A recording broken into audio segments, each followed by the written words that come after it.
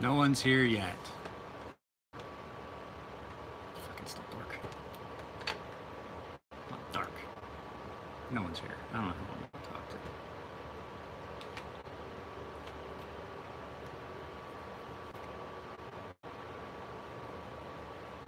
Still no one here.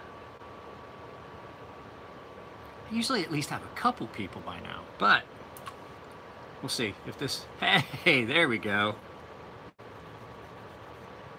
What's going on, Brad?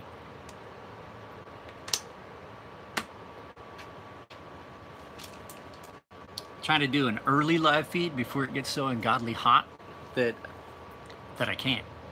I tried to do a live feed the other day and my phone, it was on Instagram, my phone kept overheating. I'm getting ready to start sharpening. I think the coffee's done. 2 people now. Who else is here?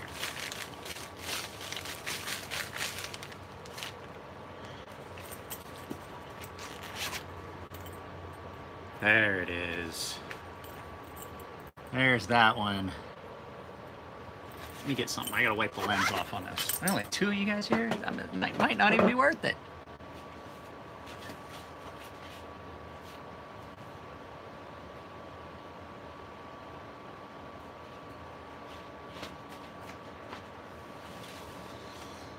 There's that look a little better? Looks better to me. I mean, I'm still ugly, but...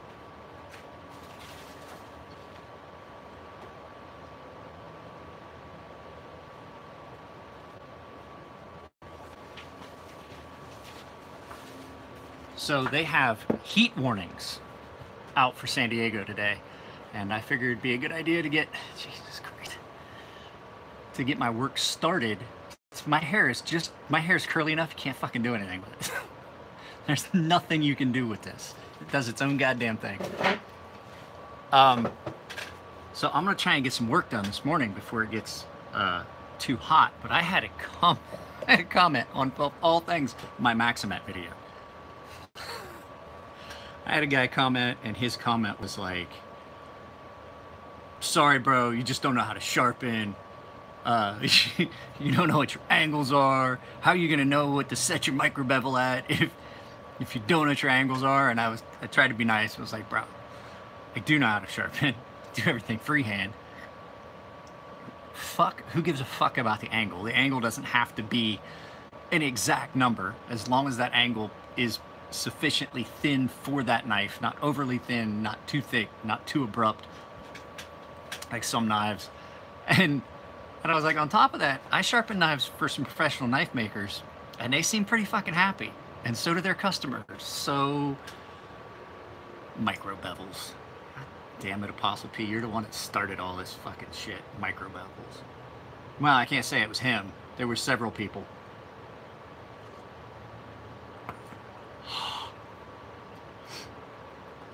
It's already fucking 78 degrees underneath this canopy. Not even 9 o'clock in the morning. I guess it is 9 o'clock in the morning. So anyway, I refinished a bunch of knives for Charles Anderson. You guys might have seen him on Instagram already. I'm going to sharpen them. This one is going to have a stock blade, but it is a satin with very, very, very light tumble. And usually I orange peel this part of a pocket clip, but I thought, how cool would it would look cooler if it was kind of reversed, where you had the black to match what I did here, and then the same color on the sides. So I wanted to come up with something neat. Morning. I did,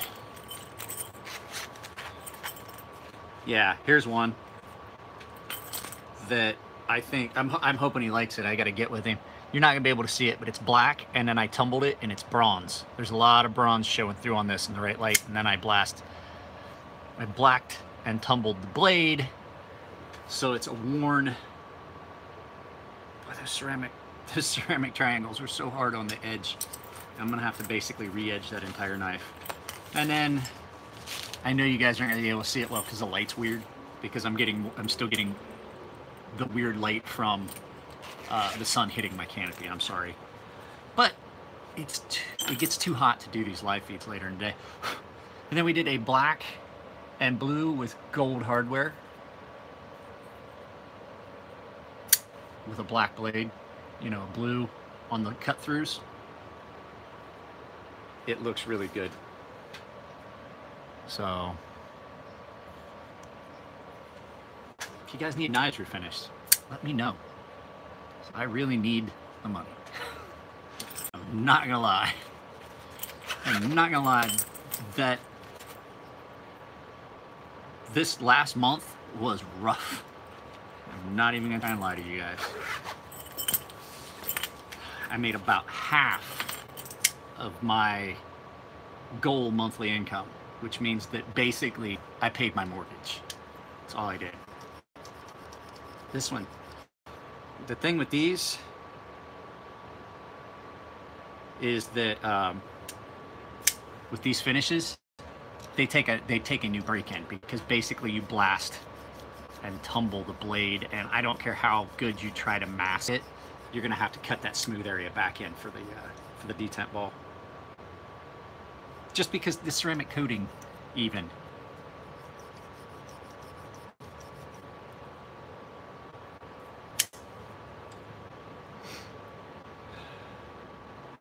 So I saw,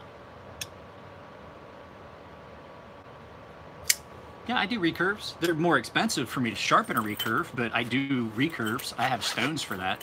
I have specific stones for recurves. And my stones are soaking. That's why I'm not sharpening it. So this is the average size of the stones that I use. I use a 1-inch wide stone. It's an Edge Pro stone, and I use them in the palm of my hand. I use them freehand. This is the stone that I have to use for recurves. And it's dangerous, and I always cut myself at least once. So it winds up that it winds up being a little bit more expensive.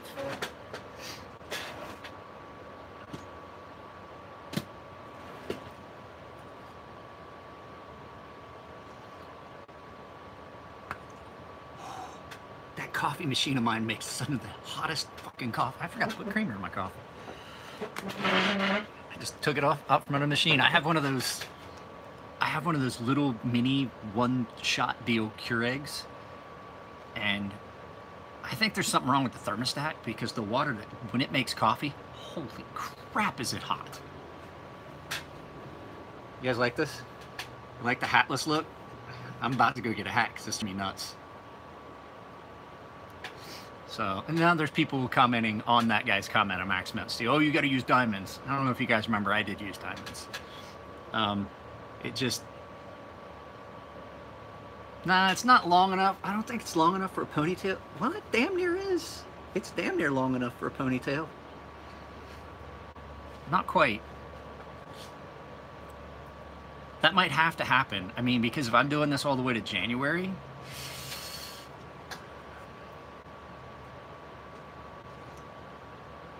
I'm gonna look rough in some family pictures if we I don't think, I'm not gonna have the money. I already told my daughter we're not going to Disneyland this year, but we are going to Knott's Berry Farm. So I think those stones, I don't see any more bubbles come out of them stones. So don't expect a family trip Disneyland vlog. I can, just not so much right here. When I got diagnosed with autoimmune disorder, what's my feelings about Mastrop? I think it's awesome that Mastrop brings shit to people that they normally wouldn't fucking think about getting. So Mastrop's one of those new things that guys that have never been into knives see this stuff on Mastrop, and now they can get into knives. And even if it's starting with something as simple as the Gent, which I love, which is a Mastrop thing that, yeah, Elliot designed it, but it's strictly a... No, I had an autoimmune. No, my immune system went haywire and fucking went through the roof. I have AIDS. So they put me on, it went the opposite direction. It went the opposite direction. So instead of my immune system getting weakened, my immune system went over the top shit that it wasn't supposed to attack. So what they did was to drop it down. They put me on chemotherapy drugs to drop my immune system off to almost nothing and allow me a chance to get meds, a medicine program working with injectable meds that are immunosuppressors that were to get to a manageable point where they could take me off the chemotherapy drugs. And I was sick for about a year and a half. They had me on those. I took them every Saturday, and it was just one medicine from the chemotherapy cocktail.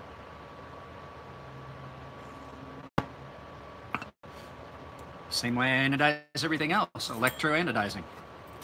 I used the I went up to Ferrum Forge. I used their anodizing tank.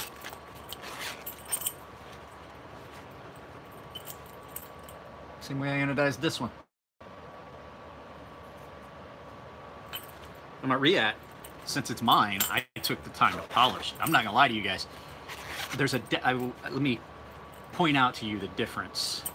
So, oh good, you're here, Charles. So you're gonna hear the explanation of why your bill's a little higher than it would have been if we had just went with. So this finish is not as complex. Right? This is not that complex. Let's see if I turn it around. Maybe the light's better if I turn the camera around. I'll show you guys.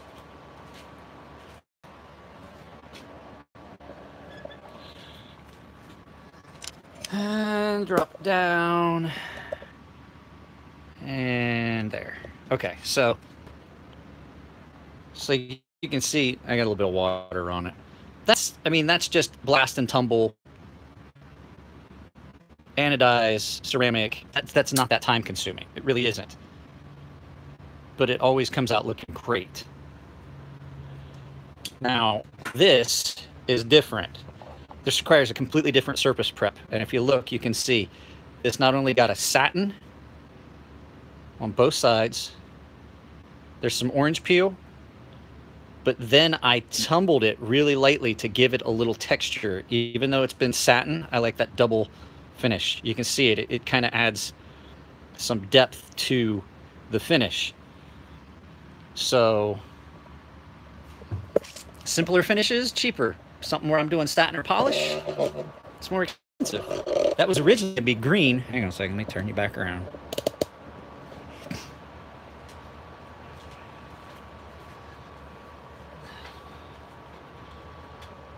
This was originally supposed to be a green, but I hit this color and I was like, I gotta see if Charles is good with that. And then I did nothing. I didn't do anything to the blade because the finish on the blade was just about what I would have wanted this knife to contrast the shine.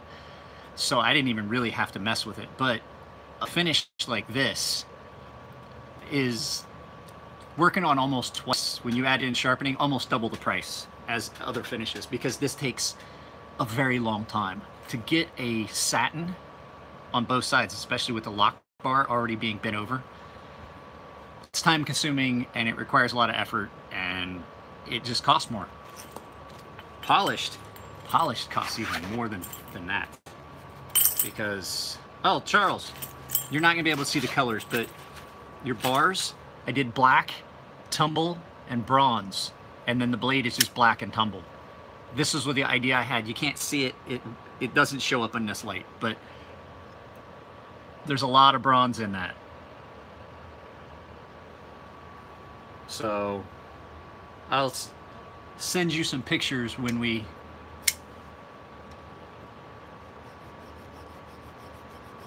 get off of here. I'll DM them to you. And then I have been informed by other people that do things. And I haven't started doing it yet, but there are people, basically, there's a lot of folks that do what I do, and if you send it to them, they're charging you, if you don't take the handles, which I don't think makes sense. There's guys that charge you $40 if you send them a knife that's assembled. They want just the parts. And it's like $40 to just, I'm like, really? I don't charge that extra. I'm gonna have to start, because it is time consuming. Reassembly is always more difficult than disassembly, especially after. The thing is, you have to play with things when you refinish those knives, because if you don't, what happens is when you blast and tumble and things like that, there's minor dimensional changes.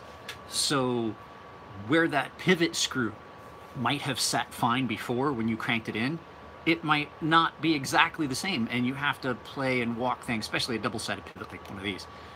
You got to play and walk it back and forth until you have it just centered. And then, like I said, I'm playing with the black one, with the black and bronze one, because this one got a heavy refinish.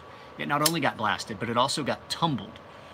So the detent track is kind of gritty. So what I have to do is I have to keep playing with it until I get it and it's centered. So I just have to keep, yes, I'm on Instagram. I have to keep playing with this to smooth out that detent track, because it got blasted, and then I got ceramic, and then it got tumbled. And as you play with it, when you get these knives back from me, if it doesn't feel as smooth as it did,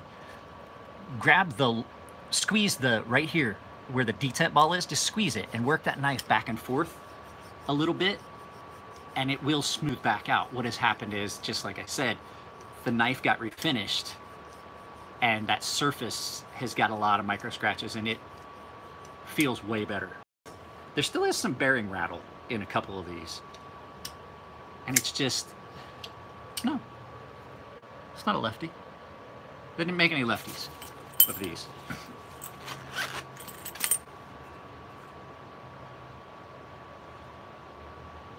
Okay, no more bubbles coming off my stones. I think it's time to actually start this. Do this one first.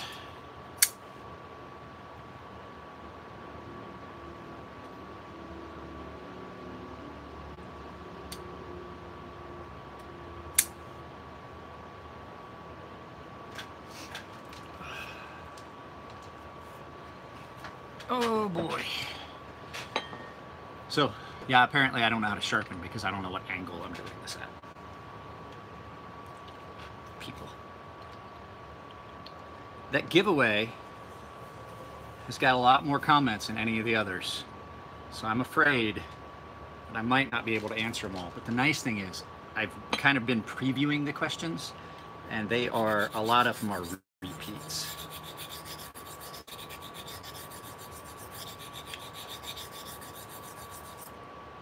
So I think that's going to make my life significantly easier. I think I'm going to have to come up with a different way to do my giveaways. I think that's a little bit of a pain in the ass. It was cool first time doing a question and answer, but the thing is, I get the same questions every time we do it. So I'm thinking that there's probably going to be a change in the way I do it, where I just do a giveaway and then just do the announcement.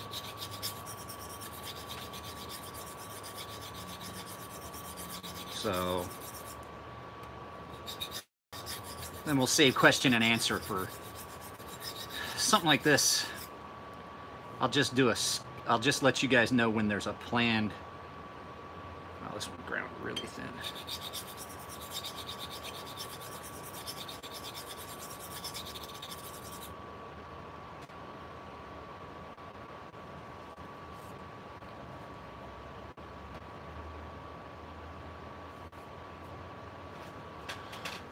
What's going on? Is there a lefty? No, no lefty.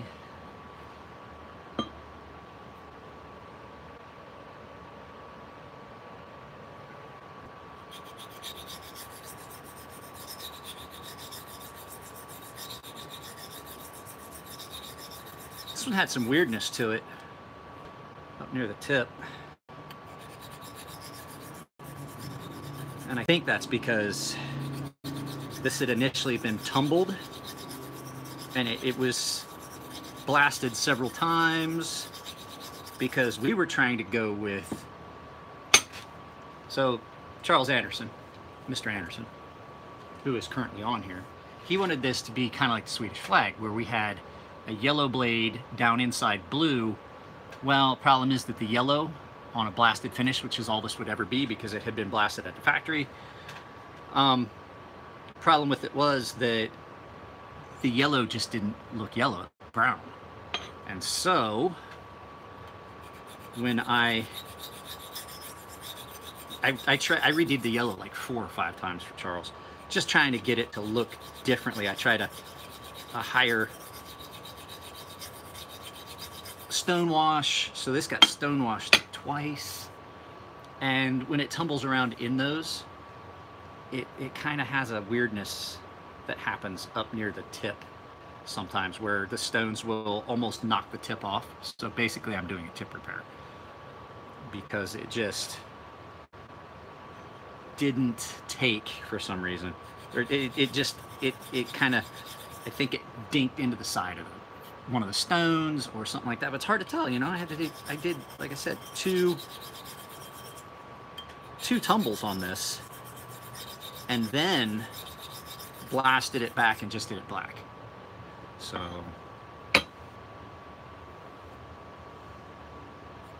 yeah, but I don't know how to sharpen. Just, you know, it shouldn't bother me, but it does. It does. This is my fucking business. And for somebody to, I'm going to take it down. I responded, but I am going to take that comment down. Because I have to. I have to moderate those things, or it... I know why this looks weird. You guys are too close.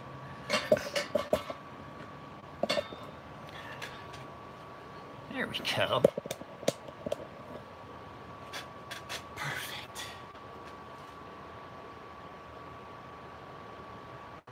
All right.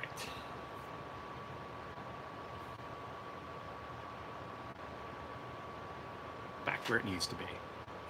So, anybody get anything new or interesting since the last time I did one of these? Before it gets too hot for my phone to continue. I'm missing a stone. I missed a stone. There it is.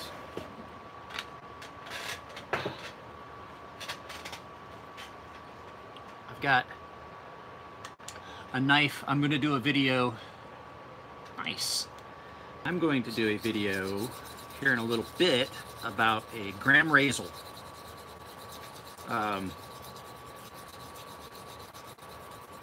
That I refinished. It used to be purple. I didn't do any before and afters. I completely forgot. That's something that I really need to make sure I start doing. Is my video fucking up again? It's getting hot. When it gets hot, my server craps out.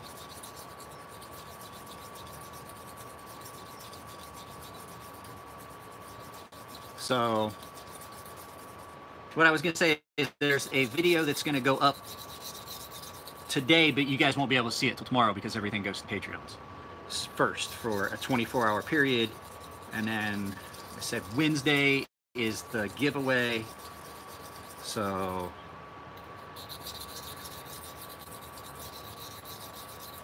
I'd like to get a bunch more stuff in this week. That would be great. I really only have these things to do. This week is not looking promising for the month. A lot of times I get stuff towards the end of the month, but I'd like to start getting that evened out. I have a lot of people that say they want to send me stuff. They comment on these videos and things like that, but then I never, ever hear from them. They yeah, I'll send it next week, and then nothing happens, and then I get zero response. That's frustrating because it's, you know, do I push? Do I keep asking them, or do I not take that time that I'm spending time? But, you know, sometimes people say something and forget, and then they're like, oh crap. And if you send them a reminder email, sometimes it helps. Like, hey, it said you were gonna send this stuff, but I haven't seen it. So,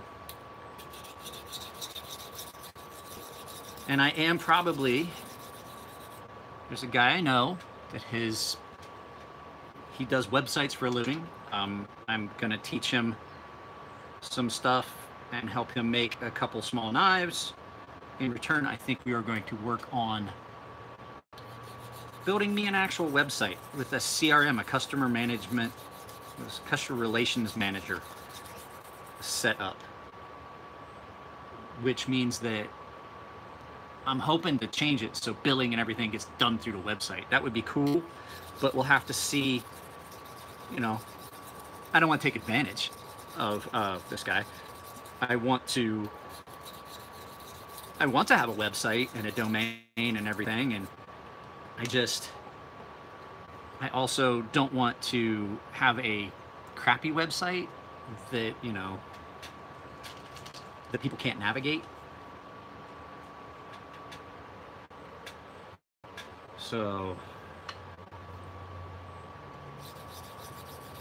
and since I don't know how to do it, and I don't have the money to do it, I think I'm going to take him up on his offer to help me. So,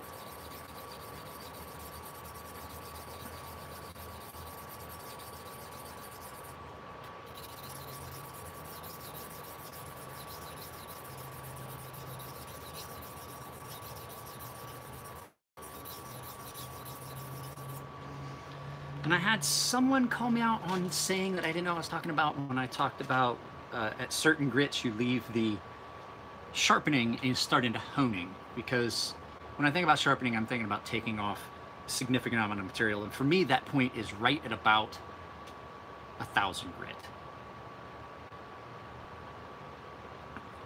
1,000 grit stone, yeah, you can do a little reprofiling and things on that. As a matter of fact, I had for a while started on 1,000 grit. It was the coarsest stone I had in my arsenal, but I was also not sharpening things like 20 CV, M390, 204P. I wasn't sharpening super steels at the time. I was sharpening crappy knives for Navy friends. And then I realized real quick, some of these other knives that I started to get into, I was like, no, that's not going to get it done. And so right now I'm on a 400 grit stone, which I've actually sent knives to. I used to have some guys that I think they relocated up north. They had a fishing boat down here, and I would sharpen their knives that they used on the boat. And sometimes they would, I started finishing their knives on a 400 or 600 grit stone, because they wanted a really coarse edge for out on boat, for cutting line, cutting frozen bait, things like that, that would have been hard to do with a finer edge. Finer edges are good for certain things, like, but sometimes you need a really coarse edge for things.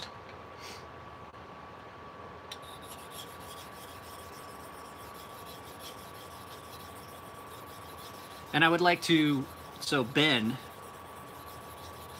my little buddy Ben, he sent me a message, and let me clarify. I told him a long time ago when he first started sharpening,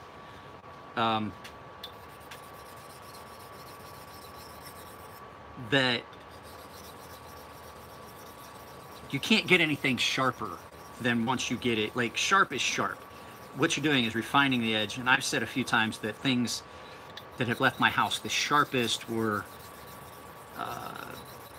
20 CV, or not 20 CV, I'm sorry, Damasteel and SM100 and things like that. And I wanted to I clarified it to him. I was like, I probably shouldn't say they're sharper, because they're not.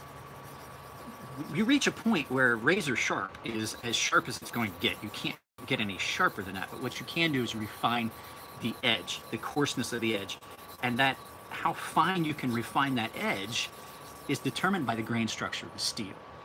It just happens that Damasteel, some of the variants of 154 CM, I think it's the Carpenter powdered version that I'm talking about. It gets so super fine of an edge. LCN 200N, those all have a super, super fine grain structure. And so when you touch that edge, you're like, oh crap, that's so super, like it bites you before you can really acknowledge that it's sharp. Especially SM100, because SM100 is not steel and does not have to adhere to the properties of steel. And so actually, yes, you can get that sharper than steel, because you're able to thin that edge finer, thinner than you can with steel. It doesn't break off as easily. So at the edge, you have a really fine strip of metal, almost like a wire. And certain steels allow you to get that finer, but there's a point where no steel will let you strop it out past a certain point because it's hard and it's rigid, and you thin it out too far and it just breaks off. With SM100, because it's so malleable and so thin, and the molecular structure of it is so much thinner than steel, and because it's flexible, you can continue to stretch that out thinner and thinner and thinner. And I've gotten SM100 to the point where I gave a guy an SM100 knife, and he did the 3-finger, and I tried to tell him before I could even tell him, he pushed down on it, the Murray Carter method, and cut all 3 of those fingers. He was like, wow. Because Murray Carter's thing is, you can tell the sharpness, your brain will tell you when to stop. Not with SM100. It doesn't give you a warning. It just cuts. It's like touching the edge on a straight razor. I won't do that either.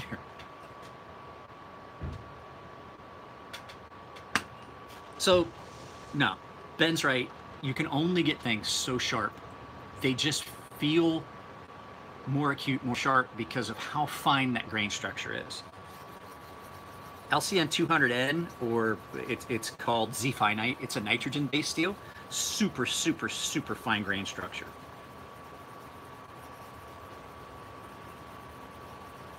And it gets so sharp. Yeah, I do.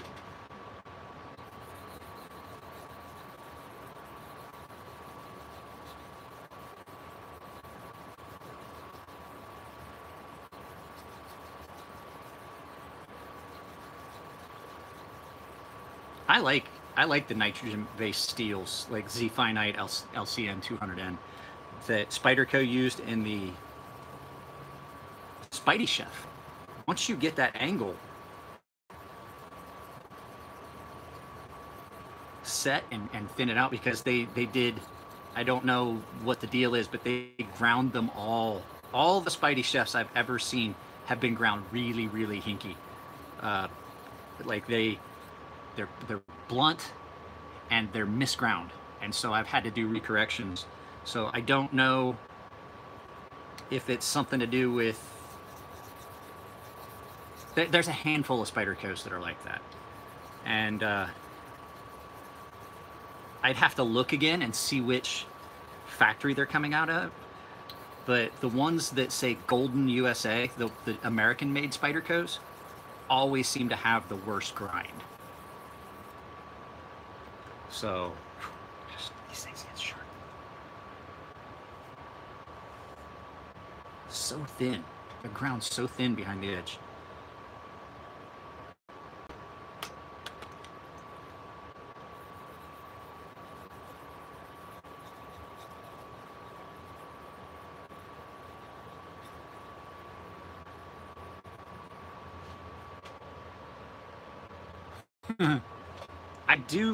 I like the H1 steel. That was another nitrogen-based steel.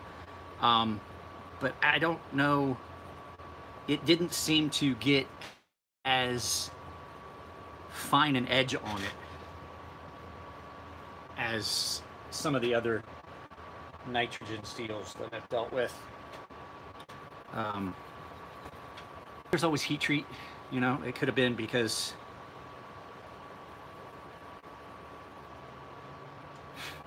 different steels are heat treated differently. That could have been a good part of it. Don't really know. I'll tell you what I do know. This S35VN from WE is about the best S35VN I've come across. Their heat treat. Like, I used to complain, my Sebenza, I complain about it. You can't cut very much stuff with your Sebenza before it feels dull. And there's times, not joking, there's times I've taken my fucking Sebenza out of the case and haven't done anything with it, and it feels like it's dull. And I don't know if it's an oxidation thing or if it's just in my head, but I'm so disappointed. I had a Sebenza for years, And I'm so disappointed in the edge retention on my Sebenza now versus a bunch of other knives that I've had and sharpened and things like that. Is it horrible? No, but it's that thing like, why is this not holding edge? Why is this $400 knife not holding edge like my $80 fucking Gent or a $200 fucking WE knife, which those are both WE knives, but a $200 WE branded knife, you know, like my 601. I don't know why they don't try to adjust their heat treat. And their whole thing was that it was softer, it was easier to sharpen for the consumer. You know what? I get that, but a lot of people complain about how soft they're running. And Kizer, Kizer's S35VN every once in a while will be run really soft. I've done a couple knives that, matter of fact, Brad, I did a knife for him, and it was a fight. We could not get that thing to hold an edge, and I thought maybe it had been overheated at the edge or something, or maybe it still was just a combination of the fact it was run soft and then it got overheated. But I resharpened that thing for him a bunch of times. So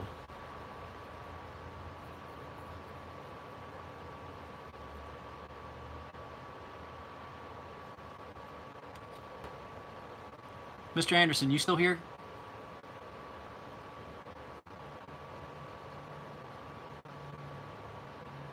Because I want to know what grit you want these to, because I'm already at 10, and I want to know if you want them up to 12.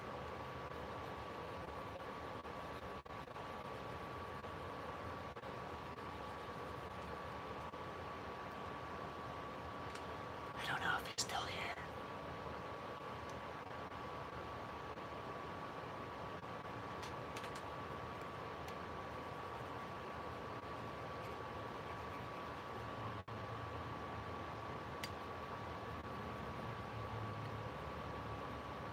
I had a couple people that said they wanted to learn. I told them all I had to do was come over. I was willing to teach them, and they never came.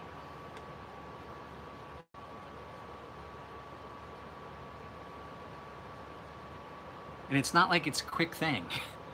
So I'm kind of glad that they didn't take me up on it. I mean, here's the other thing I'm thinking about doing.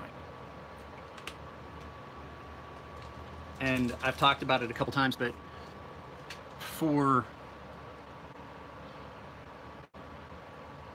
I'm thinking about doing a video, and then when people pay me the amount for it, I'm gonna do a video on YouTube, probably a 2-part video, maybe an hour-long video each, and I'm gonna lay out the basics of how to sharpen, what you need, how I do things my way, maybe show if you're using an Edge Pro or something like that, a fixtured system, what the things to look out for are.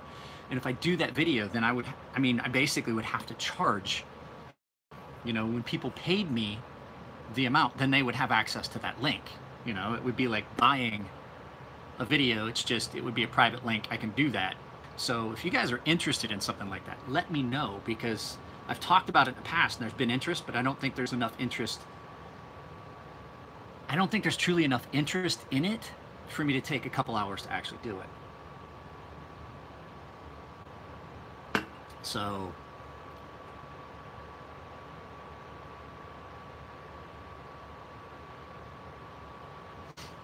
I don't think he's on here. Did Mr. Anderson reply? Oh, hey, Turbo Core. Most of my ED sizes are 8CR13 MOV. Not a bad steel to sharpen. It's not a horrible steel. It's just not. I have gotten so used to a bunch of the other high-end steels that I don't think I could go back to something that's more budget like that. You know what I mean? Well, I can say that. I have a couple knives that are dripping sweat. I have a couple knives that are of lower quality steel, and I don't mind them.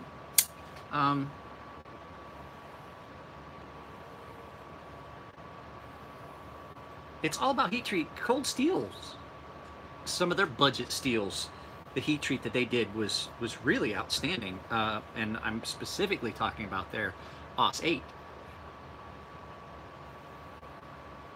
which was some of the best heat treated OS 8 that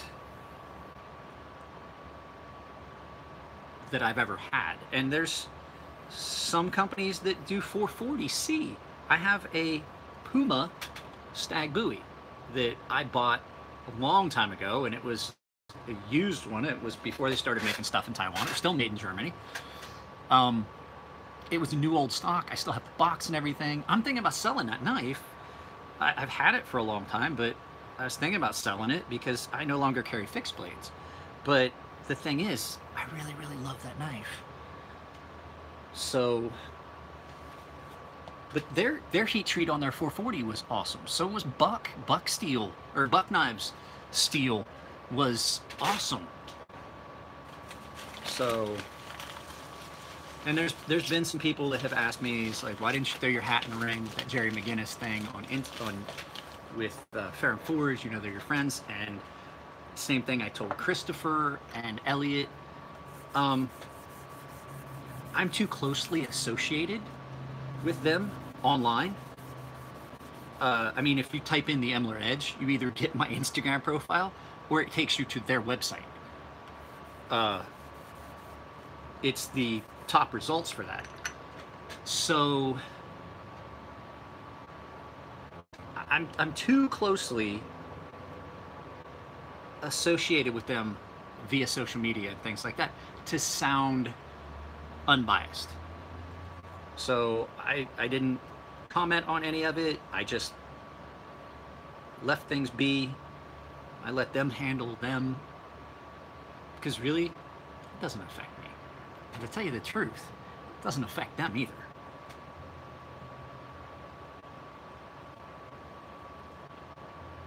So first 20 minutes of this video, I was waiting on stones. So that's not a bad turnaround to sharpen a knife, considering, like I said, what people don't realize is when I charge them a little bit extra on sharpening, it's because these blades sometimes are bad when they come out after refinish. Sometimes these blades are really, it's just so sharp.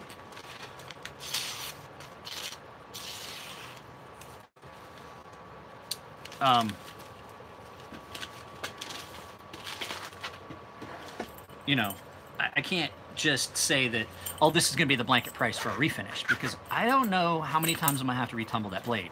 And I don't necessarily charge more for that many redos on stuff, but the fact is, I do have to pay myself. And so if I'm spending hours and hours and hours on a knife, I have to add that cost. Like if I do it and it's not what they want, like everybody has an idea of what they want done for refinishing a knife, but sometimes in execution, it's not quite what they thought it was going to be. And so I wind up having to go back and refinish the knife. Now, do I charge them a full refinish price? No, not usually. It depends on their attitude towards it, to tell you the truth. Like, I don't think I charge Charles for refinishing that blade like 5 times. I'm going to add a little bit of cost to it because the repair on the blade and things like that, but I'm not going to charge him because he's cool. Like, you come to me or come at me like I'm a fucking idiot and call me names and do things like that. Yeah, it's going to be more expensive for you. Significantly.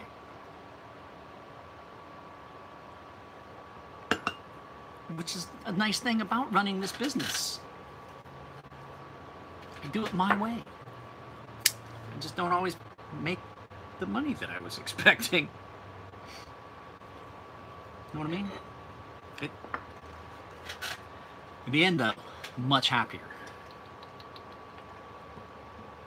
I got half a joint sitting on the counter, too, so I don't know if I'm ever going to actually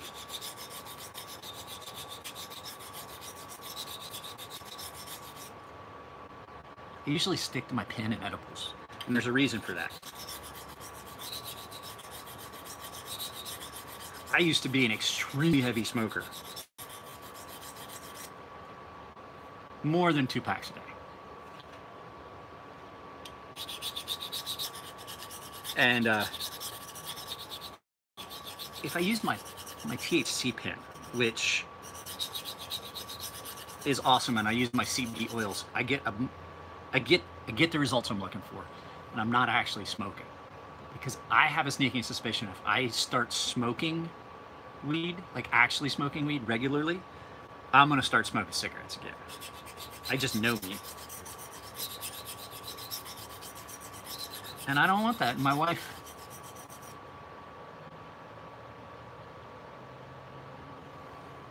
oh, did somebody say something about what? Has dulled my Peacemaker 2. Yeah. Yes. I'll tell you what, if you email or text me after this, I will definitely get you in touch with Matt at Armitage Carry. And if you're willing to pay the money for a really decent sheath for it, guarantee he can do it. I had one, couldn't keep it sharp. As a matter of fact, who did I sell that to? Did I sell that to you? I know I sold my Peacemaker 2.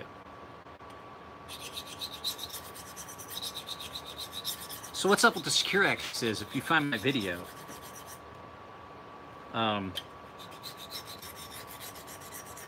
it's fiberglass reinforced. And what happens is, as you remove the knife from the sheath, it butts up against, and it rubs up against those fiberglass, the glass fibers, and it dulls the knife. It's like trying to cut glass. And I sent Cold Steel several emails, and they were like, no, it's the best sheath because it's the most resilient. I'm like, yeah, but if you spend, you spend a significant amount of time getting one of those knives sharp, because sometimes their steel is a bear to sharpen. The old Carbon V steel, the Carbon 5 steel, that shit was like the second hardest substance on the face of the earth. And if you spend the time it takes to sharpen it, and then the second you put it in the sheath, it's dull. Well, that's kind of BS. And I sent them messages, and they're like, we stand behind our product, and we don't agree. Kind of like they did when I did the YouTube video about, and did a YouTube video about their quality control, and Lynn Thompson actually commented on the video and was like, I don't agree. I was like, that's great. You're the owner of the company. You're 100% entitled to disagree. But guess what? I disagree with your disagreeing. So, yeah, Lynn Thompson actually commented. Lynn Thompson actually commented, or his secretary commented under his name on my video. But I'm pretty sure he told her what to say.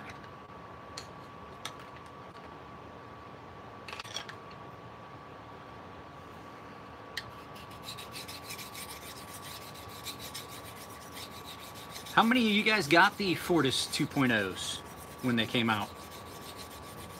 These. Just curious.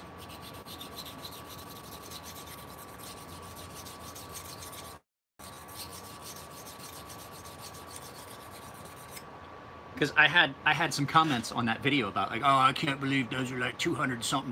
They're so simple and basic. And I was like trying to explain to everybody that the video I did, I had the prototype. And so, yeah, the prototype was basic bitch.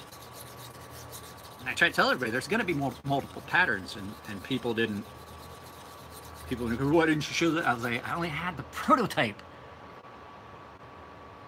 The original prototype. It didn't even have a pocket clip because the pocket clip had been changed.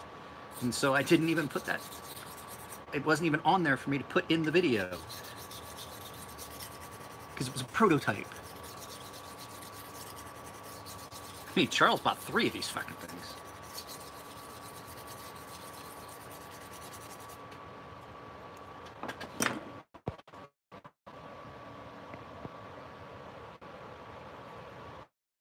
Yes, Steve, time is money, 100%, especially when you work for yourself. This one, I'm not gonna lie, is pretty bad. I'm still on a really coarse stone. But this one got blasted, tumbled. Wait, I missed a couple.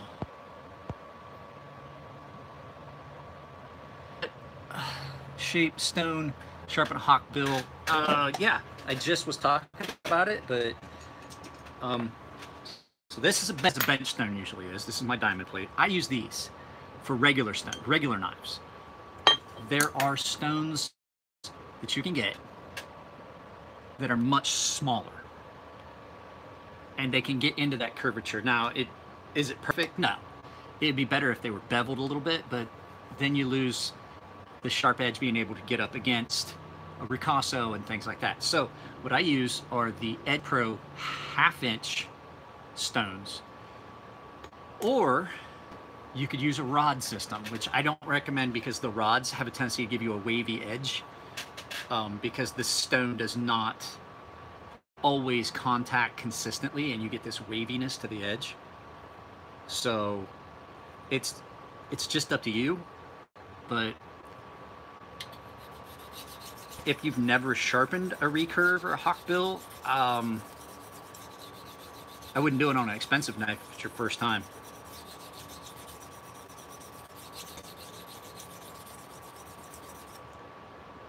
So I fix a lot of knives. No, I don't remember which video I talked about the differences between water stones and oil stones. I'm not saying you have to send me your hawkbill knife. That's not all I'm trying to say. I'm not trying to bloat it up. Like, you're not going to be able to do it. I just recommend if it's an expensive one, you practice on a couple things. And I'm going to tell you right now, those thin stones, they're going to roll. You're going to cut yourself. So if you have a fixtured system, I would recommend getting an extra narrow stone and maybe doing it that way. I don't like fixtured systems. There's a lot of times that people screw up the edge, and I've explained it before. It's because when I'm sharpening freehand, I can see where the stone is in relation to the tip of the blade. I can see how far along the travel of that arc I've went. With a fixtured system, you're coming from the top down, and you lose that vision.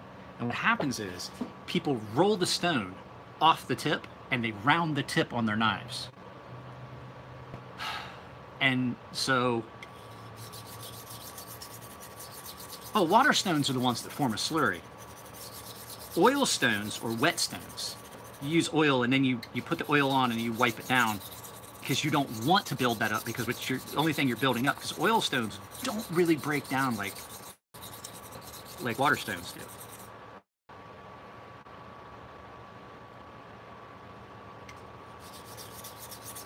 Wow. I really jacked the edge up on this.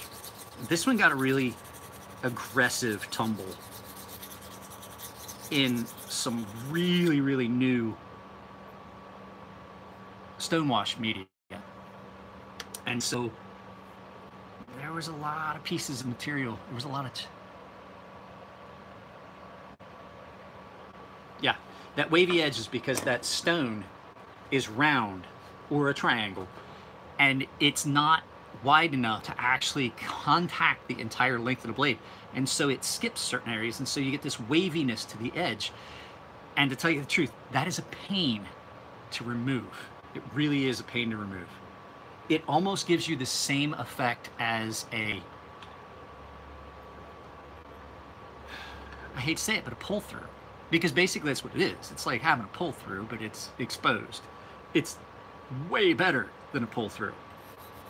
The ceramic rod system is way better than like a pull through carbide.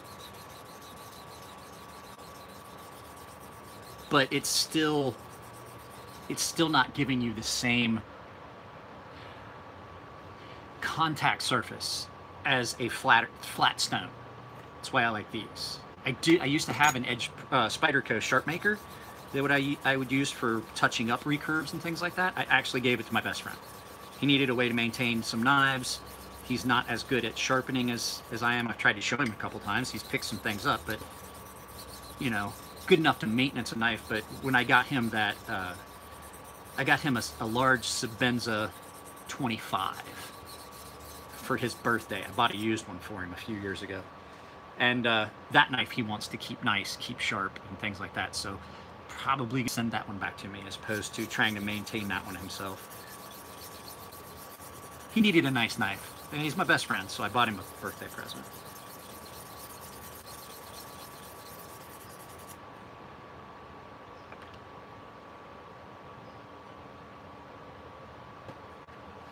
Guys, it's been an hour. I don't know. Do you guys want to keep going with this?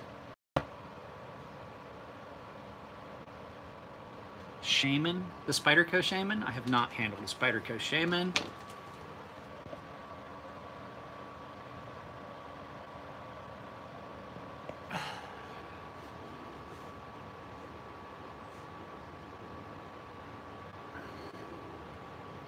Whew.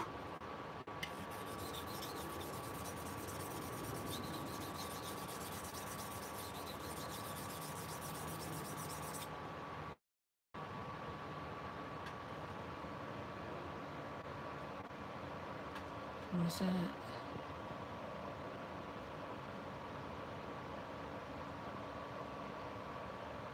On a flat, yes. So sharpening a recurve on a flat stone is possible if the stone is narrow enough. See how much narrower that is?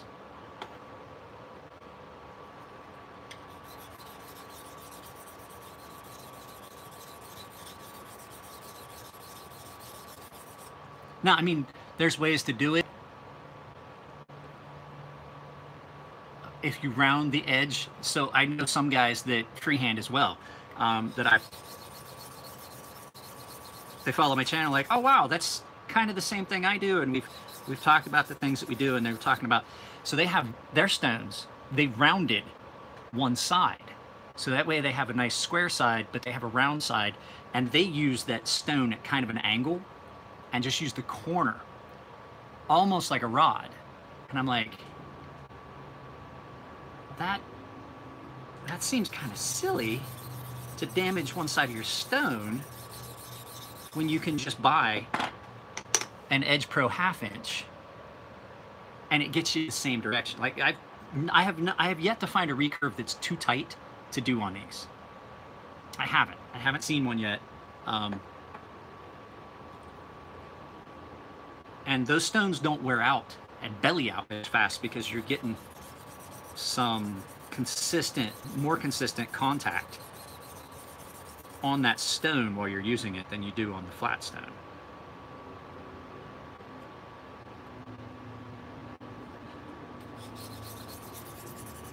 I'm still on some really coarse grit. F-Bomb Tactical.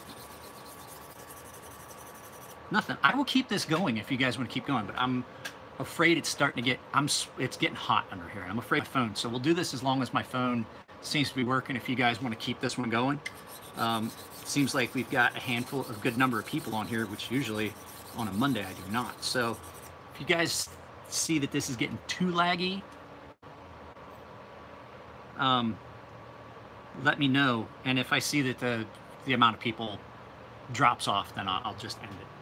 But like I said, I am going to shoot a video later today, and I'm going to mention my idea for the video, like the video tutorial, and see if that would be something everybody would be interested in. I would hate to take 2 hours to do a tutorial and then put it up and only get 1 or 2 people to pay me for it.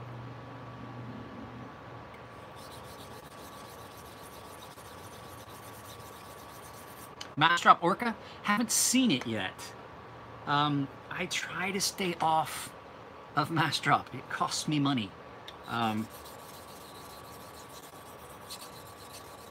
did see the Thresher, but the fact is it's so much like no idea when the mass drop buck is shipping, and even if I did know, I could not tell you. That's the problem. I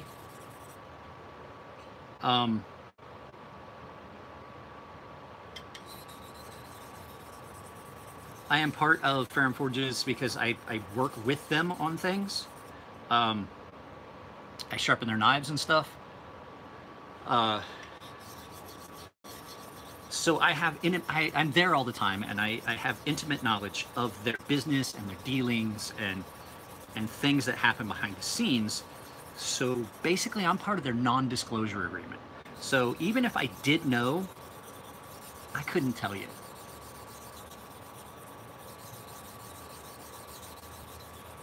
Sorry.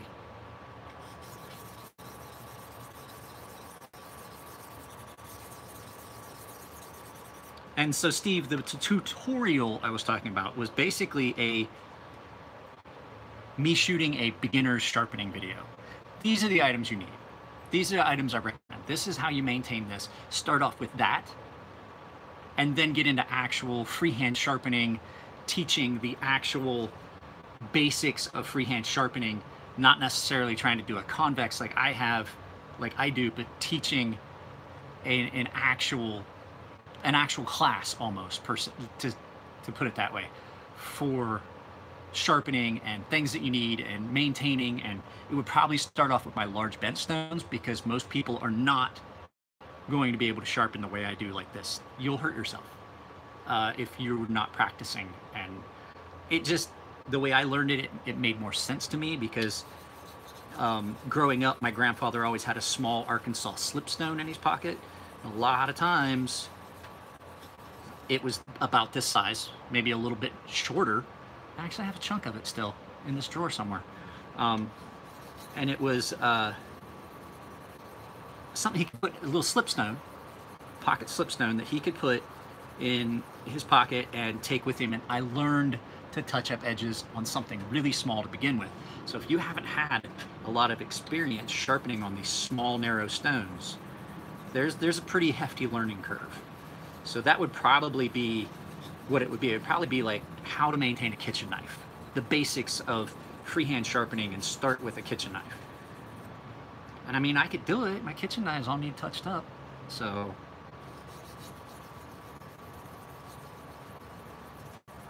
thing is, what I was saying is, God damn it, I'm so fucking scatterbrained when I do this. I just kind of let I let the chips fall where they lay. Shit that just comes out of my mouth. Anyway, so what it would be, though, is it would be a paid thing. And I've talked about it before in the past, where it would be a paid thing where you pay me a set price, you get access to the links for the 2 videos once you've paid and it's cleared. And then it would be basically like something that you have that link and you can go back to it anytime and you can rewatch those videos. Just basically like a private YouTube video for only the people that have paid. So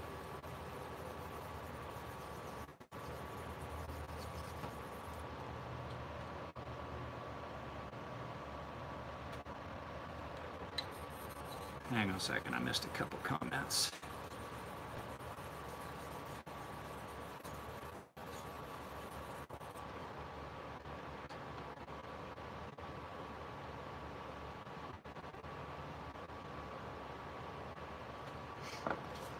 Actually, you know what? I think I'm gonna, let's see. Hill preservation would be good. Oil antique wax storing outside in the sheath. However, half you guys don't know.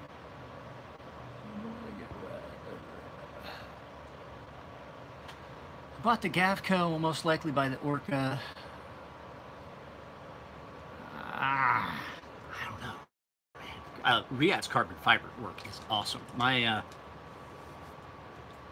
my Horizon D is 1/2 carbon fiber, and they did an amazing job on the carbon fiber. So if anybody is worried about the carbon fiber coming out of Riyad, I wouldn't. It's milled really well. The work on it's done really well. It always looks good. I haven't seen too many Riyad knives that were not well done. Very rarely. So I have had a couple of their higher end knives that are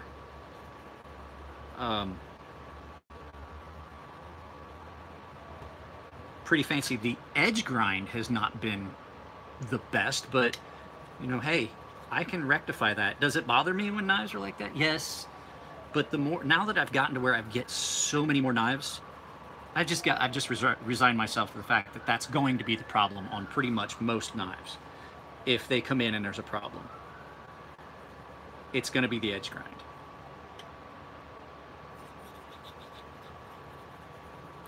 And I do know that it's more difficult to do an edge grind on a belt grinder than it is the way I'm doing it, but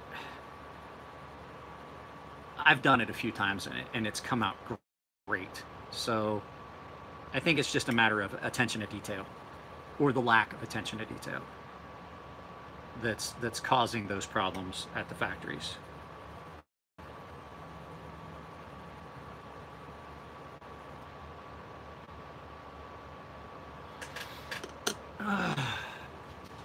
Almost there, guys. Almost.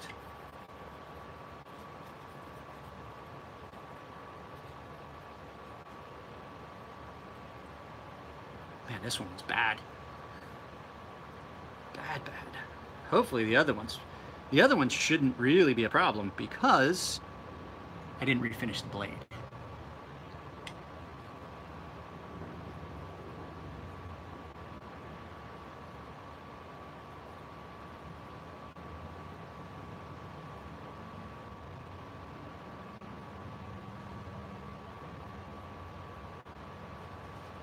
So somebody asked me how long it takes me to refinish a knife. If I'm at the shop for a full day, and I mean, like the other day I was there till 7:30 or 8 o'clock at night, working on refinishing a couple knives, I can do 2. I can do 2 in a day if everything goes well. I've had knives that take a couple days to do. Especially if I have to polish. Polishing is, I don't know if you guys have ever tried to use a polishing wheel to do much anything.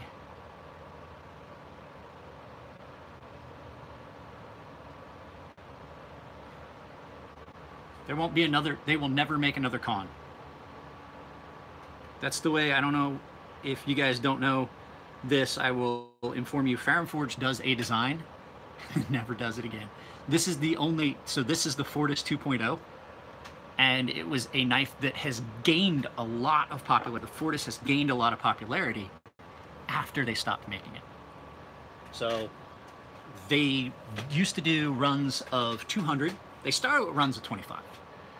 And then they switched to runs 200, and then they realized that wasn't sustainable, and it was actually costing them money to make these knives and get them sold, because by the time all the work and everything was done, the money that came in didn't equate to the amount of work that went into it. And like we said, time is money. And so Kawns, they have switched back to 25-piece run. All of them they'll ever be. That's it. But some of their designs that were really popular, they have started their production series of knives. And so those knives that were really popular, like this one, the Fortis, has gained so much popularity. Everybody wants one because they're awesome. I have an original Fortis. And, well, hang on a second. I'll go get it.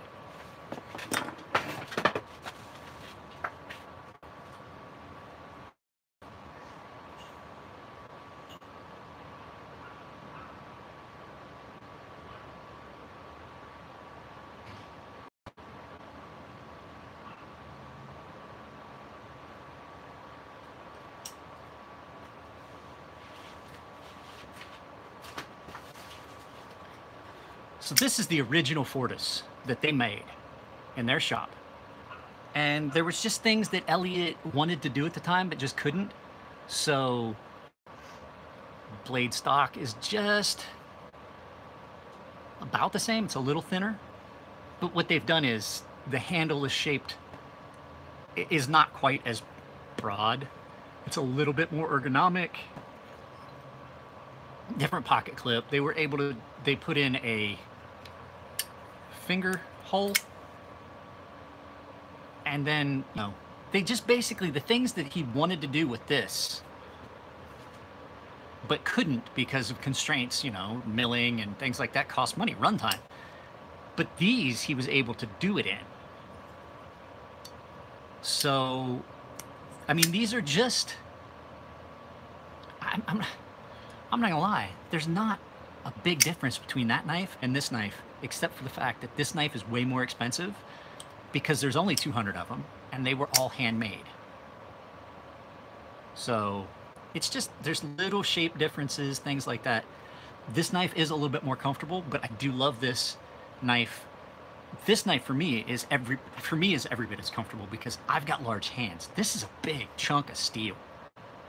So everybody keeps saying that it looks, they're like, oh, they should have went something that doesn't look like the Hornet. Well, I got news for you. Or not the Hornet, the Falcon. Well, the Falcon is based on another knife. And what they did was they made some changes to it, and it wound up, it does look a lot like this, but it's way smaller. And there's definite differences. But overall, blade shape is almost identical. I think this one's just a small bit narrower because it doesn't have the finger aperture. I think this spot right here is a little deeper. But, I mean,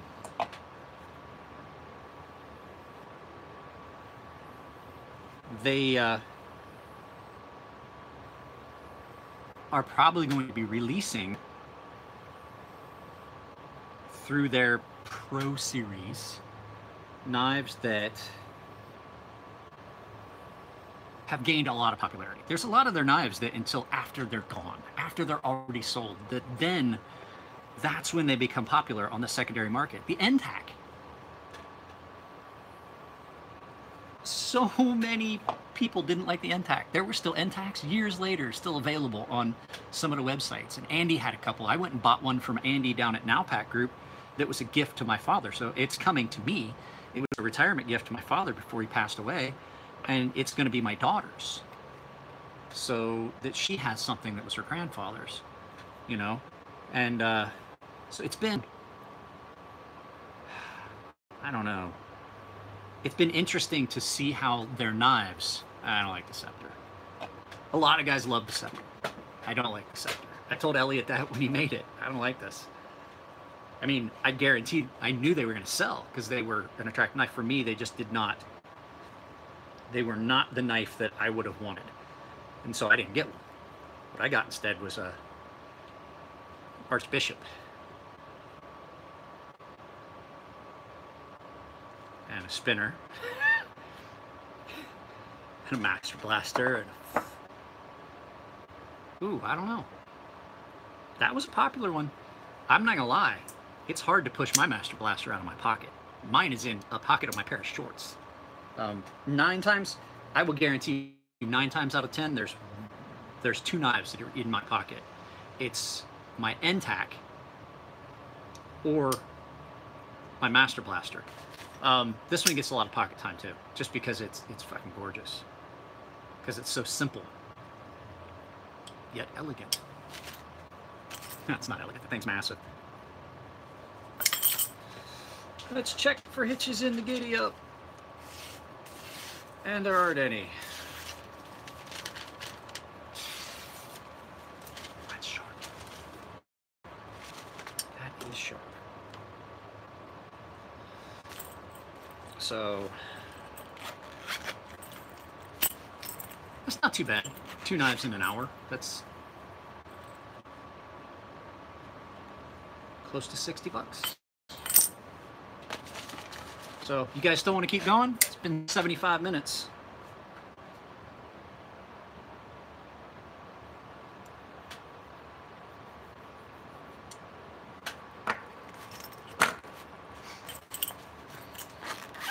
It's 19 of you guys.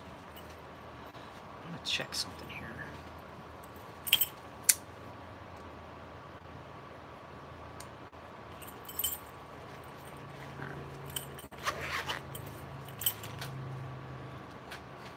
Just checking the way it felt.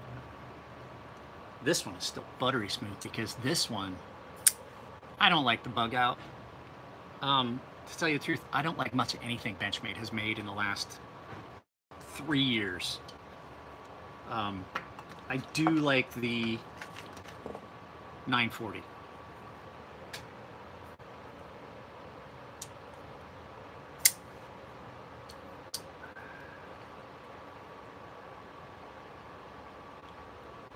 The original 940, Benchmade 940, I do like. I would love to have one. Just don't. That's so.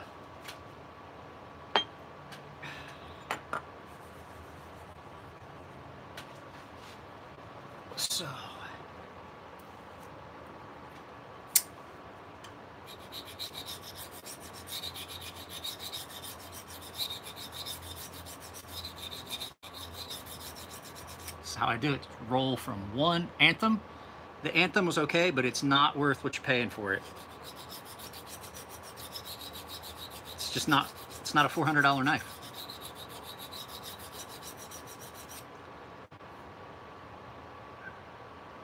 And there's not many integrals I like, period, anyway. They're heavy. Integrals are heavy because there's no interior, you can't really do interior milling for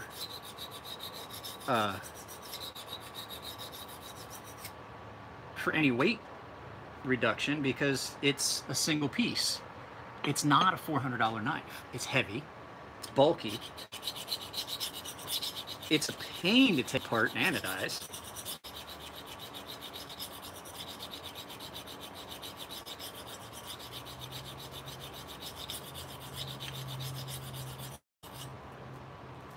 I just don't. I will. I'm thinking I might start doing some shooting of that later this week. If people are interested and willing to pay for it,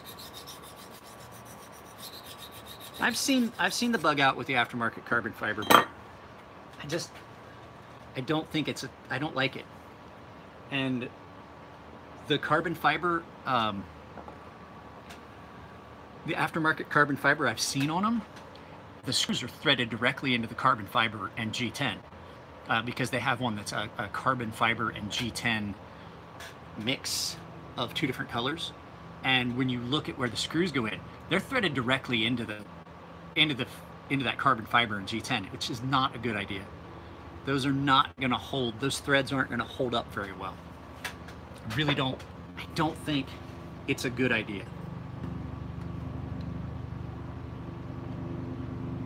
When you thread the soft substrate, because as strong as carbon fiber is, it's not as strong as steel when it comes to things like that, like screwing something into it. It has a tendency when it gets thin, those little thin points will crack and shatter and things like that. I've had carbon fiber peel out and crack and stuff like that. I've had 2 of them come in where it was threaded. The screws did not go all the way into the liner. It was in the carbon fiber and the G10. I guess it just depends who makes them. Like I have a knife here that I'm fixing for my buddy. I don't know what I did with it. He has a really ugly, he has a pocket knife that is really ugly, and we couldn't figure out why the pocket clip wouldn't stay on. Well, the problem is that the screws that were in it are significantly smaller than the area of this G10 that has been threaded. And so when that screw was going into that G10, these holes were too small, these holes were too large, and the pocket clip just kept coming loose because the size screw that needs to be in it can't go through these holes. So what I'm gonna do is I'm gonna drill these holes out just slightly and then put the actual screws in for him that he needs. So that's because it's a cheap knife. That's 100% the reason it's like that.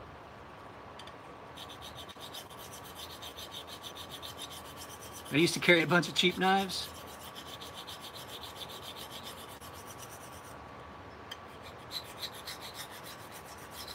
could never figure out why. I would just buy them and then throw them away because pocket clip would come off and I got tired of it. And I've just, instead of trying to fucking spend money to get it fixed or send it in,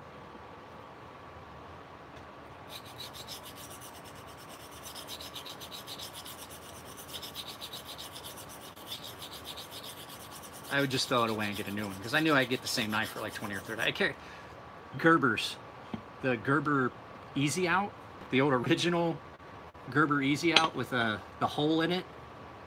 I think I still have one somewhere upstairs. I guarantee I have one that still is upstairs in a drawer that, no, I gave it to my best friend and he immediately lost it. But I carried those. You know, they were cheap knives. You just get rid of one. Fucking fuck one up, just throw it away. But now that I carry higher end knives, I'm a lot more picky.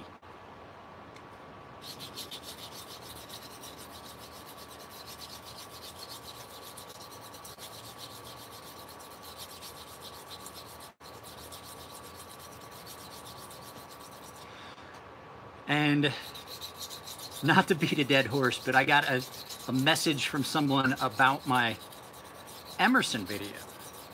And it was not the typical fanboy, you know what the fuck you're talking about, god damn it, the SEALs carry them. I'm like, so what? A lot of SEALs carry a Leatherman.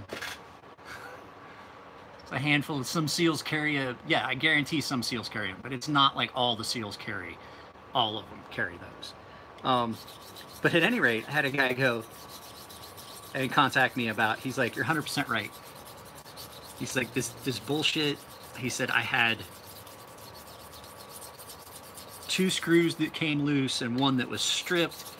He contacted Emerson and they wanted to charge him $20 for a couple of Phillips screws plus shipping. And then he immediately comes back and he says, but you know what?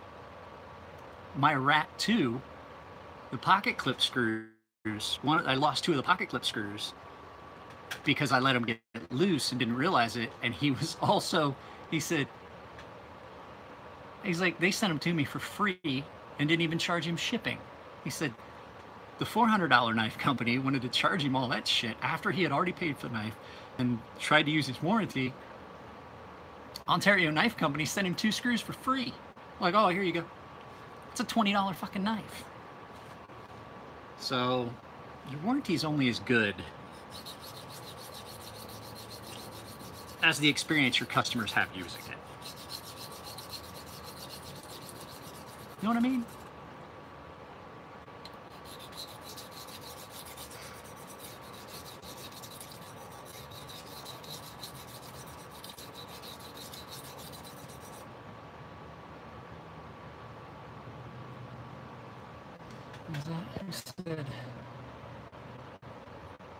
GP Knives has a bug out with my Micarta scales and it looks pretty good.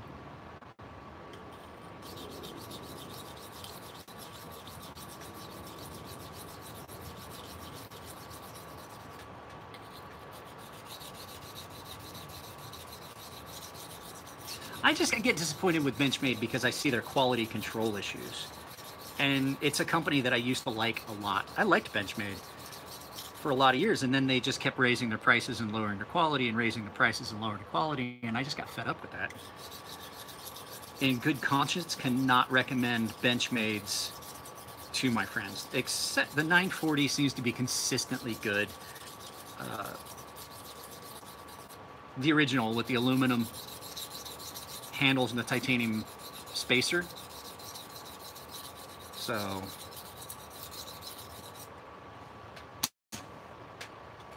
there was a low spot on this one that I had to rectify before I could move on. Just a little weird hitch in the grinding. And what happens is, so your belt, this is the surface that your belt's on, and sometimes you'll get the blade into it at an angle and catch the edge of that.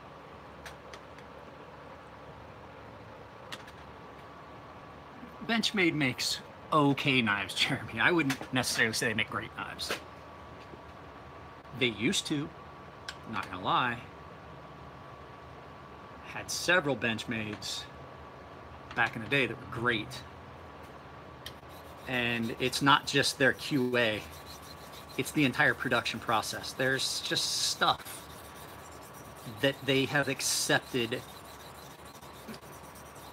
letting be wrong. And so dropping quality and either a raise in price or the price remains stagnant even though they're not doing as quality of work. Which is just frustrating because, like I said, they used to be a great company. What's up, Chris? How's life in Coshocton? You still down there working?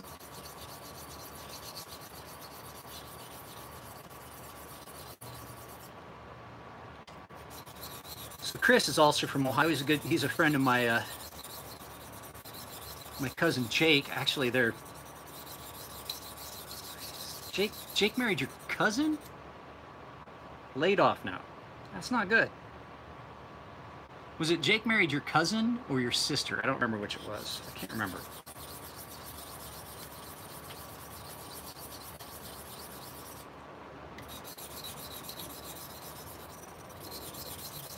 I didn't say anything about Happy Monday.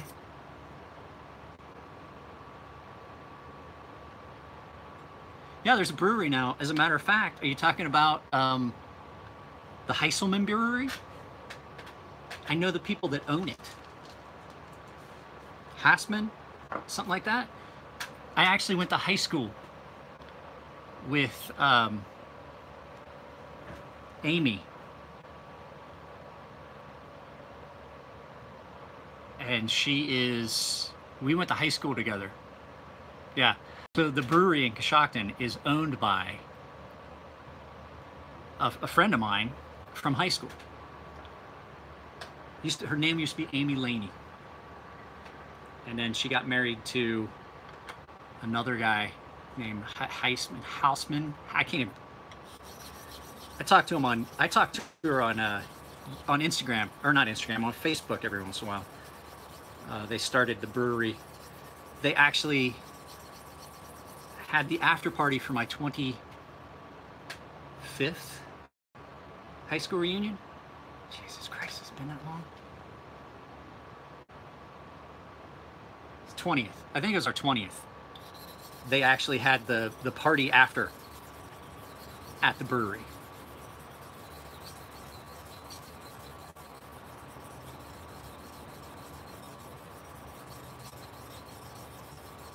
Then there's another one out where I live. I think they're in Fresno area. There's a microbrewery out there too. I just don't know the name of it. My brother-in-law likes the beer that they make there. Pig something, I can't remember what it was. 600.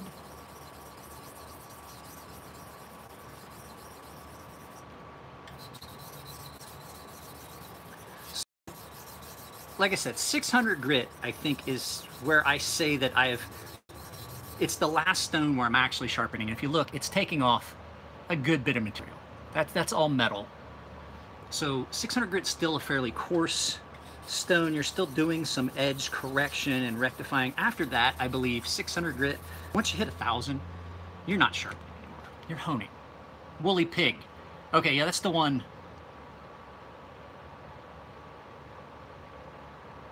No, I have not been to Sweden.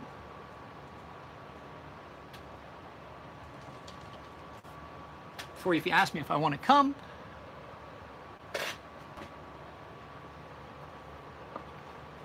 God, what?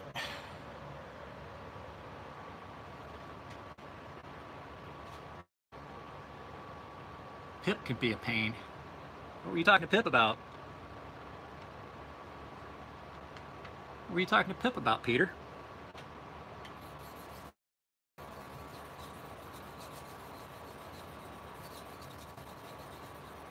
Because you know I'm going to defend him before I come to yours. Because he knows more about knives than you do.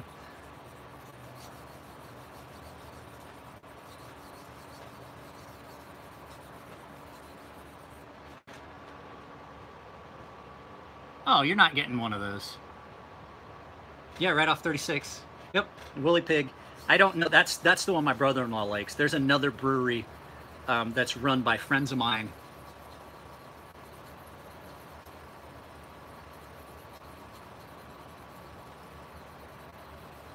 And I can't remember the name of it.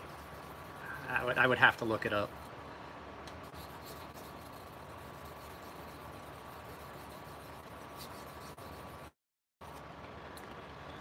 Ooh. 91 minutes, guys. I am going to have to end this. I have other things that I have to take a break and do because it is currently almost 11 o'clock, which means that I have got things I had to do.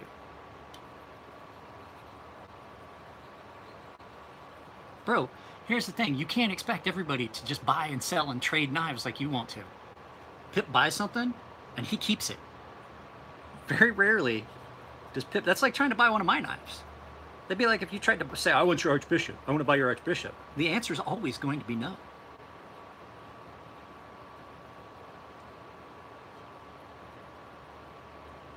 Asking somebody to part with something they want to keep? Bro, you're fighting a losing battle.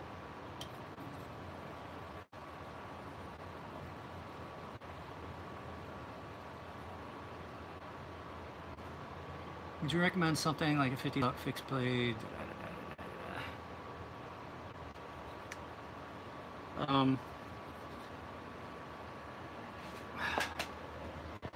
Would you recommend something like a $50 buck fixed blade? It depends on what you want to do with that knife. And Peter, you can try all you want, and I guarantee he's probably going to tell you no, because I tried before you did, because I just wanted a stinger, and I told him I would sharpen and modify stuff for him for free until we reached the price of that knife, and he still said no.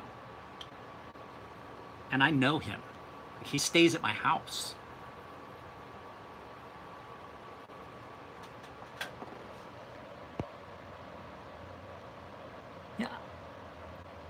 Yeah, I will sell most anything for right. There's certain things I wouldn't get rid of. Like I said, anything that was a gift, it stays. I would have to be on the verge of being kicked out of my house before I would sell something that was a gift. I'm not joking. So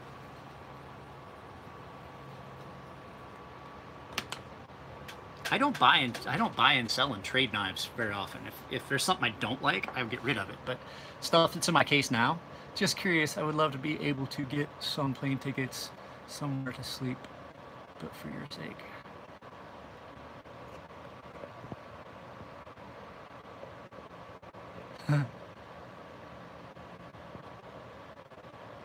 See, Cody would never let his go. There's some things that, you know, especially considering they're never... Yeah, and that's why I'm not fucking bagging on you for it. It's just a difference in opinion. Going to try and get Pip to sell you his SM100 Stinger or his SM100 NTAC, which I don't think that there's only 2 of those. One was made for Neil deGrasse Tyson.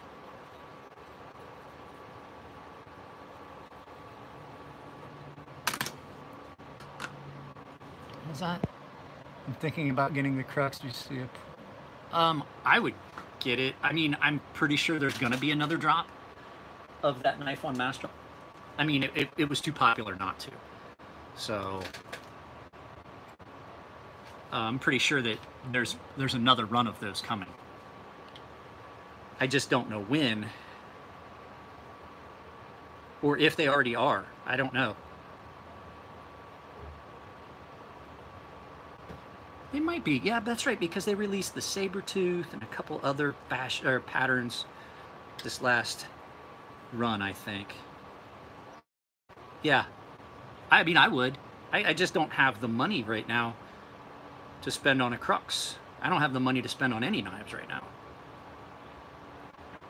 Matter of fact, I got a couple knives I'm selling. He has 3. One of them is really super unique because he had it done like a lightsaber with a crystal in it. The other one he carries. And the third one is his NTAC, which is another unique. Just because he has 3 SM100 blades doesn't mean he's going to let you buy one of them just because he has 3. Each one of those is unique.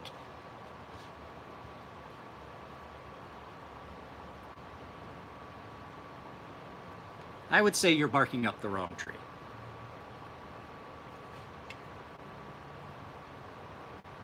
Just to try and keep you from wasting your time, but you know, hey, you do you, bro.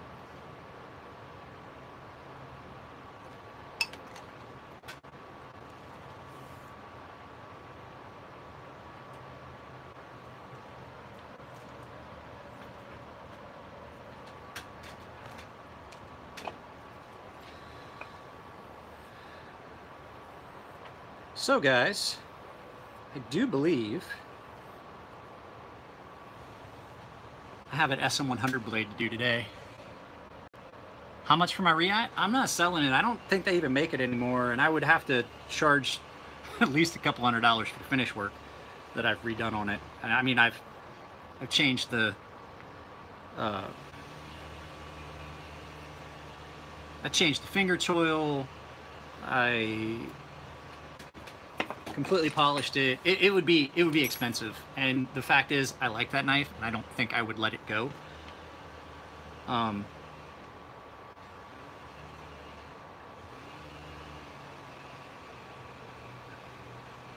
of the reasons is it's one of the first high-end production knives that I ever bought that I was like, wow, this is the kind of quality I would expect from a custom knife, but I'm only paying like 400 bucks for it. Because you guys, my YouTube channel started pretty much after I get rid of all my custom knives. I had some pretty expensive custom knives that were made by makers that weren't really well known but did good work. And I realized, you know, there was other stuff I bought. Like Peter likes to pick on me. I had a Decepticon 2. It was something that seemed attractive to me. When I got it, it wasn't what I wanted. I had a full custom fixed blade that I had bought that a guy made for me, and I was just never happy with it. It was not. I paid like 500 bucks for a custom fixed blade when I was still active duty, and I carried it, and it was just not what I thought I wanted. You know what I mean?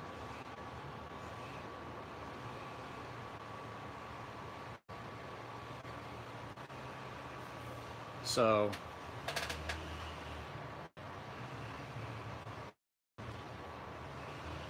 I thought it's what I wanted, but once I got it, I realized it was definitely not.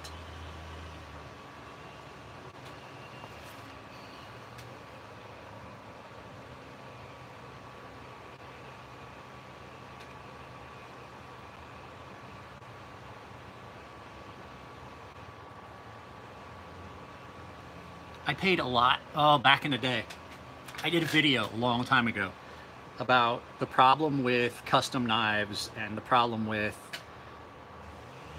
knives that are short run knives where there's just only a few of them made at a time, and it's really hard to get a hold. Like my Decepticon, I'd seen it, but I never got to hold on to one.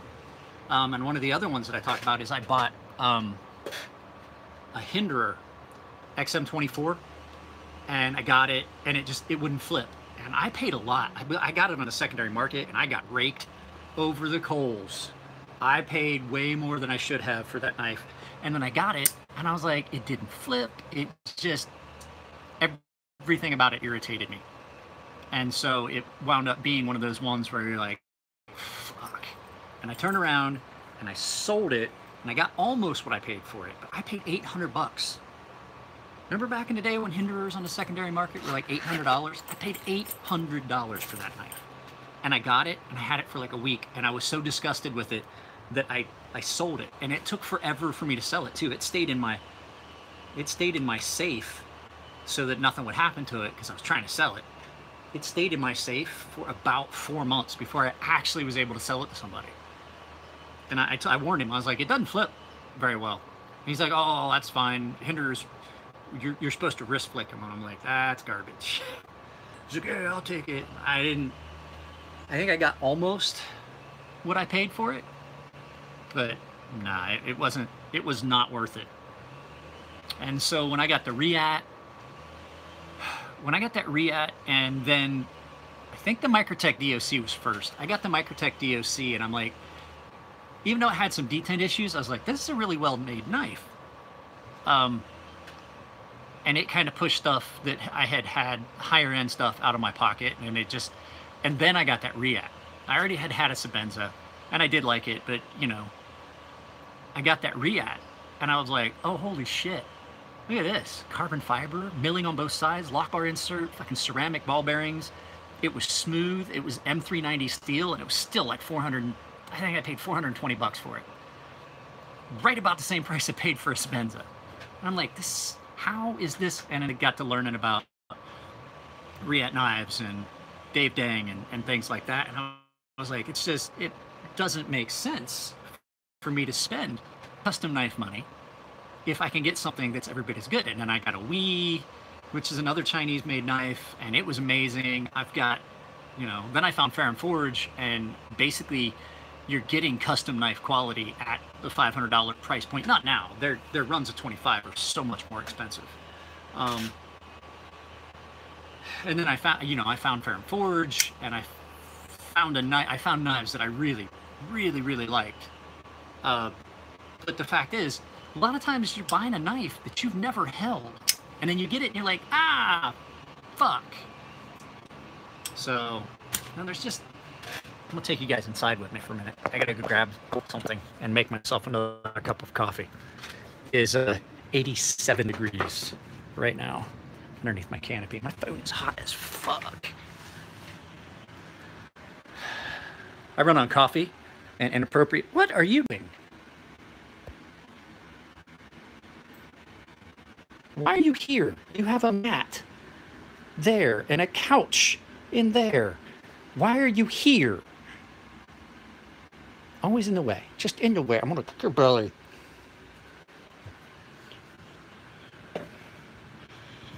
Yes, I know it's a mess.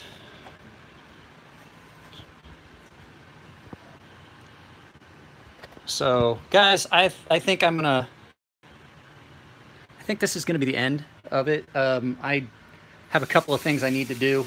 I've got some emails I need to send, and I have another video I am going to shoot. So I think we're going to come to the end of this. It's been 103 minutes. That's a long time, guys.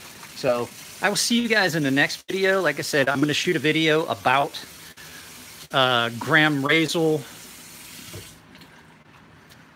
that came in. I have 2 of them here. I'll do a video about the Graham Razel, and then I think I'm post that up on Patreon, and then you guys will have access to it tomorrow about this time. Whenever time I get done and post it up, I will post it probably tomorrow at noon as public. So you guys will see that one. It'll go to the Instagram or the Patreon guys first. So, all right, guys, gotta go. Take it easy.